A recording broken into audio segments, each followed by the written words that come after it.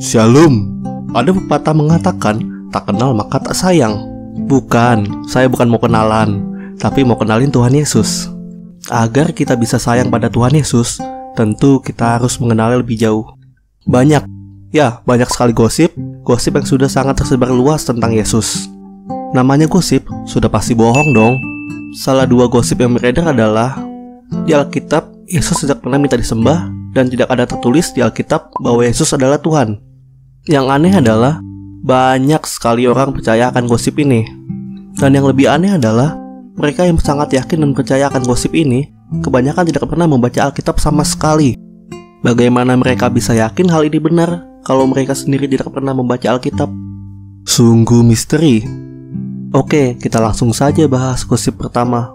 Jadi begini, jika saya bilang saya adalah Tuhan dan saya minta orang untuk menyembah saya, apakah hal ini membuat saya menjadi Tuhan?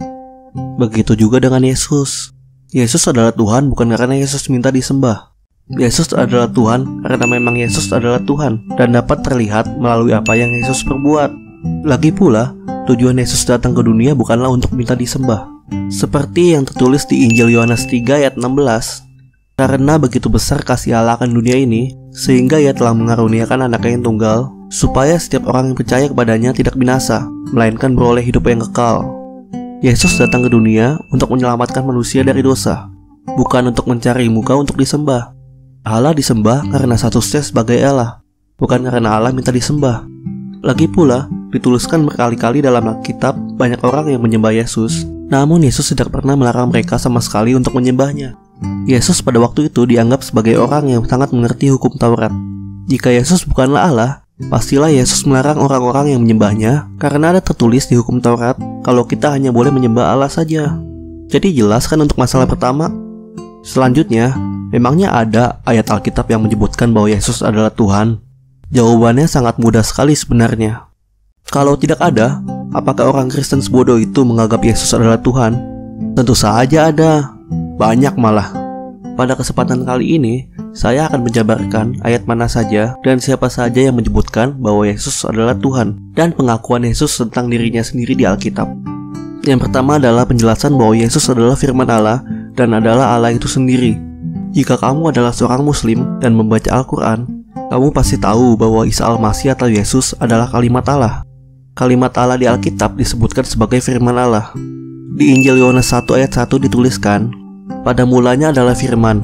Firman itu bersama-sama dengan Allah, dan firman itu adalah Allah. Di ayat 14-nya, firman itu telah menjadi manusia dan diam di antara kita. Dan kita telah melihat kemuliaannya, yaitu kemuliaan yang diberikan kepadanya sebagai anak tunggal Bapa, penuh kasih karunia dan kebenaran. Yesus merupakan firman Allah atau kalimat Allah yang hidup. Yesus adalah firman Allah yang menjadi manusia untuk menebus dosa umat manusia dan disebut sebagai anak Allah atau anak tunggal Bapa. Dan yang paling penting adalah firman Allah adalah Allah itu sendiri. Kalau bingung dengan kata-kata ini, bisa baca artikel kita, yaitu penjelasan singkat Tritunggal yang akan dituliskan di deskripsi. Lanjut, penjelasan Allah sendiri yang menyatakan bahwa Yesus adalah anaknya. Di Injil Matius 3 ayat 17 dituliskan, lalu terdengarlah suara dari sorga yang mengatakan, inilah anakku yang kukasihi, kepadanya lah aku berkenan. Sama dengan di Injil Markus 1 ayat 11, lalu terdengarlah suara dari sorga, engkaulah anakku yang kukasihi, kepadamulah aku berkenan. Dituliskan juga di Injil Lukas 3 ayat 22, dan turunlah Roh Kudus dalam rupa burung merpati ke atasnya, dan terdengarlah suara dari langit, engkaulah anakku yang kukasihi, kepadamulah aku berkenan. Ketiga ayat ini menceritakan satu kisah yang sama, walaupun ditulis oleh 3 orang yang berbeda. Ya, suara yang dari sorga adalah suara Allah. Dan yang dimaksud dengan anak Allah pada kisah tersebut adalah Yesus Kristus. Allah sendiri yang menyatakan bahwa Yesus adalah anak Allah. Lalu kita juga bisa lihat bahwa iblis sendiri tahu kalau Yesus adalah anak Allah. Di Injil Matius 4 ayat 1-6 dituliskan, maka Yesus dibawa oleh roh ke padang gurun untuk dicobai iblis. Lalu datanglah si pencoba itu dan berkata kepadanya, jika engkau anak Allah, perintahkanlah supaya batu-batu ini menjadi roti. Lalu berkata kepadanya, jika engkau anak Allah, jatuhkanlah dirimu ke bawah.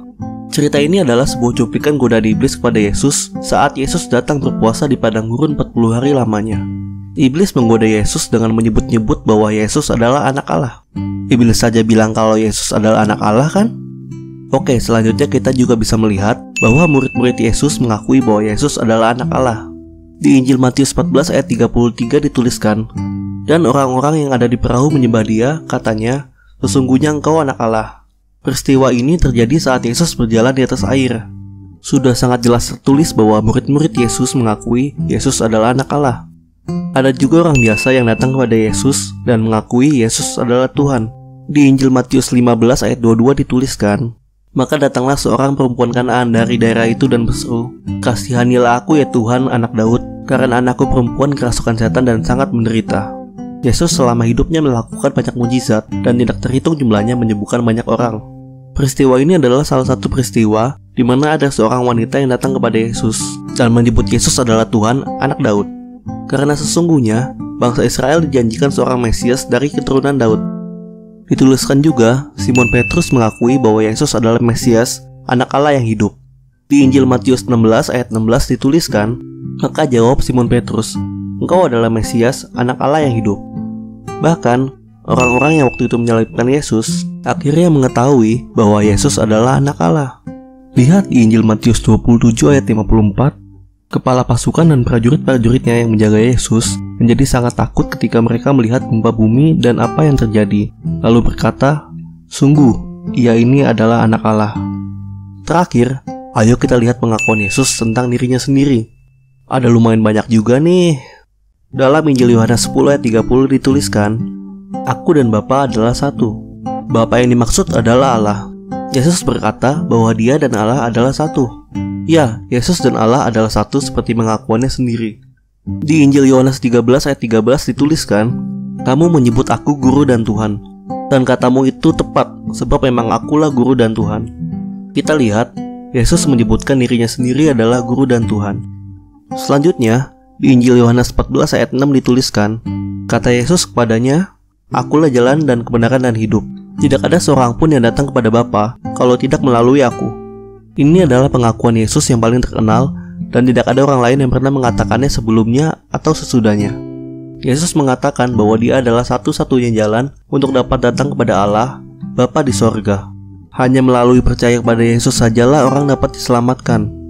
Lebih lagi dalam Injil Yohanes 4 ayat 25-26 tertulis, jawab perempuan itu kepadanya, "Aku tahu bahwa Mesias akan datang yang disebut juga Kristus.